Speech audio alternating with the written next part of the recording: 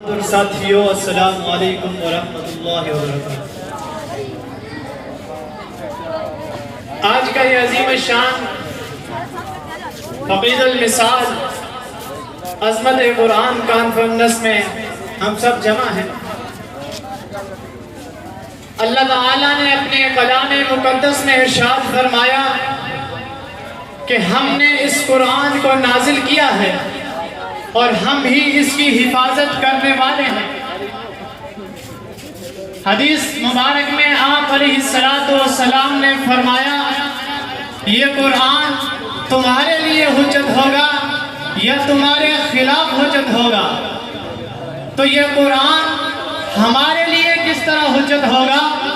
تو ہم اگر قرآن کے مطابق اپنی زندگی بسر کریں گے، یہ قرآن ہمارے لیے ایک رہنما بنایا گیا ہے، یہ قرآن ہمارے لیے ایک اصول ہے۔ جس طرح ہم دنیا کی کوئی چیز خریدتے ہیں تو ہمارے لیے اس چیز کے ساتھ ایک گارنٹی موجود ہوتی ہے تاکہ اس چیز کو اس طریقے پر استعمال کیا جائے تو وہ چیز ہمیں فائدہ دیتی ہے۔ تو اللہ نے انسانیت کو وجود بخشا تو اللہ نے انسان کے ساتھ ہمیں یہ ایک اصول اور رہنما قرآن دیا۔ میرے عزیز دوستو، یہ قرآن آقا علیہ السلام پر نازل ہوا۔ یہ شریعت محمدیہ جو سب سے آخر میں نازل ہوئی، پہلے بھی انبیاء آئے، پہلے بھی کتابیں نازل ہوئی تھی۔ جس طرح بچہ بچپن میں ہوتا ہے تو اس کے لیے چھوٹا سا لباس بنایا جاتا ہے، جب بچہ 10 سال کی عمر کو پہنچتا ہے تو پھر وہ لباس بھی اس کے لیے 10 سال والا بنایا جاتا ہے۔ لیکن انسان جب شباب جوانی پر پہنچتا ہے، 20-30 سال کی عمر تک پہنچتا ہے، اس کے لیے جو لباس بنایا جاتا ہے تو وہ مرتے دم تک اس کے لیے وہی لباس ہوتا ہے۔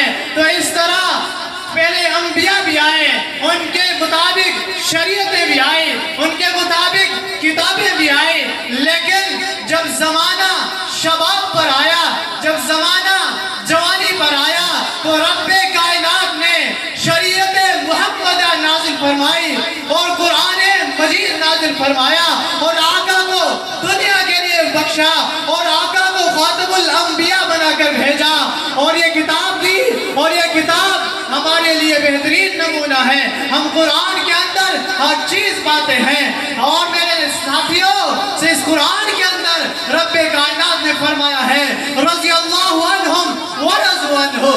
میرے نبی کے صحابہ جنہوں نے اپنی جانوں پر اپنے ہتھیلی پر رکھ کر میرے نبی کے ساتھ ہر محاذ پر ساتھ کھڑے تھے، ابو بکر، عمر، عثمان، علی، معاویہ، میرا نبی صادق تھا، ابو بکر صداقت والا بن گیا، میرا نبی عادل تھا، عمر عدالت کا بے تاج بادشاہ بن گیا، میرا نبی سخی تھا، عثمان سخاوت کا بادشاہ بن گیا، میرا نبی بہادر تھا، علی بہادروں کا سردار بن گیا، میرا نبی سیاستدان تھا تو معاویہ سیاست کا بے تاج بادشاہ بن گیا۔ میرے عزیز دوستو، جن صحابہ کے بارے میں اللہ نے اعلان فرمایا، میرے نبی کی پاک زبان سے اعلان ہوا ابو بکر فی الجنہ، عمر فی الجنہ، عثمان فی الجنہ، علی فی الجنہ، ان صحابہ کے بارے میں آج اس ملک کے اندر ان صحابہ کی سرعام گستاخی کی جا رہی ہے۔ قرآن نے ارشاد فرمایا ہے قرآن کا منکر کافر ہے، قرآن نے فرمایا رضی اللہ عنہم ورضوا عنہ، قرآن نے فرمایا اولئک ھم المفلحون۔ وہ قرآن نے اعلان کر دیا ہے کہ میرے نبی کے صحابہ جنتی ہیں، ان کا منکر کافر ہے، قرآن کا انکار کرنے والا کافر، احادیث کا انکار کرنے والا کافر مسلمان نہیں ہو سکتا، وہ دار اسلام سے خارج ہے۔ اور میں اس جلسے کی انتظامیہ کو مبارکباد پیش کرتا ہوں، خصوصاً قاری حمداللہ حقانی صاحب کو جنہوں نے اس پرفتن دور کے اندر ایک ادارہ قائم کیا ہوا اور اس ادارے کے اندر بچے پڑھ رہے ہیں جنہوں نے آج حفظ قرآن کیا اور آج ان کے سروں پر دستار سجائی جائے گی، میں ان کو اور ان کے والدین کو، ان بچوں کو مبارکباد پیش کرتا ہوں۔ ان کے والدین کو خصوصاً جنہوں نے اپنے بچوں کو کوئی دنیا کے لیے نہیں لگایا، دین کے لیے اور قرآن کے لیے لگایا۔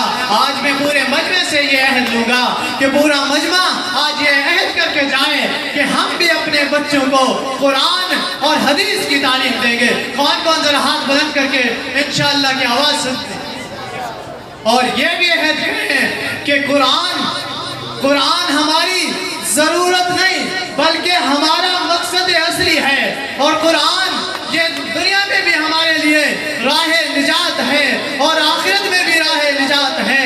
میں ان کے بچوں کے والدین سے گزارش کروں گا کہ جس طرح تم نے اپنے بچوں کو مدرسے میں داخل کر کر حفظ مکمل کروایا، اس طرح ان بچوں کو اس قرآن پر عمل کے لیے بھی تم اپنی کوششوں کو جاری رکھنا، کیونکہ جو خوشخبری آئی ہے کہ ایک حافظ 10 بچوں کو جنت میں لے کے جائے گا، یہ خوشخبری اس بچے کے لیے ہے، اس حافظ قرآن کے لیے ہے جو قرآن کو حفظ کرتا ہے۔ حفظ کرنے کے بعد جو قرآن نے کہا یہ حلال چیز ہے اس کو حلال سمجھا، اگر قرآن نے کہا یہ حرام ہے اس کو حرام سمجھا، اور قرآن جس طرح ہمیں حکم دیتا ہے اس طرح زندگی بسر کی، تو پھر ان حفاظ کے لیے یہ خوشخبری ہے کہ وہ 10 بندوں کو جنت میں لے کر جائیں گے اور ان کے والدین کو ایک تاج پہنایا جائے گا۔ اس لیے والدین اپنے بچوں کو اس قرآن پر عمل